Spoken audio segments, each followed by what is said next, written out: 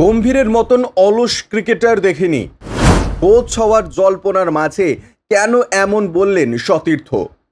গত মাসে Kolkata night রাইডার্সকে IPL জিতিয়েছেন তিনি। ভারতীয় দলের কোচ হওয়ার দৌড়ে সবার আগে রয়েছে তার নাম। সেই গৌতম গম্ভীরকে তাঁর দেখা সবচেয়ে অলস ক্রিকেটার বললেন দীনেশ কার্তিক। কেন? কয়েকদিন আগে ভারতীয় দলের 2007 সালে টি-20 বিশ্বকাপ জয়ী দলের সদস্যের গল্পে মেতেছিলেন। সেখানেই এই কথা বলেন কার্তিক।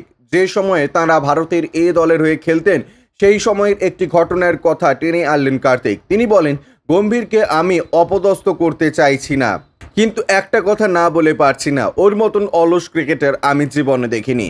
কেন এই কথা বলছেন তার ব্যাখ্যাও দেন কার্তিক। তিনি বলেন, আমরা তখন ভারতে এ দলের হয়ে খেলতাম। আমি হোটেলের লবি দিয়ে যাচ্ছিলাম, গম্ভীর নিজের ঘরে বিছানায় শুয়েছিলেন। আমাকে দেখে ও বলল আমি ঘরে গেলাম।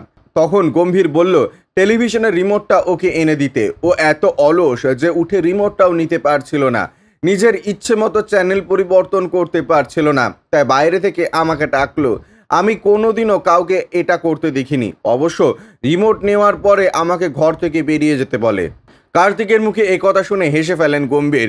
সেই আলোচনায় শ্রীশান্ত, হরভজন সিং, অজিত আগারকর, ইরফান পাঠান, আরপি সিং এর মতন 2007 সালে টি-20 বিশ্বকাপে খেলা ক্রিকেটারেরা ছিলেন।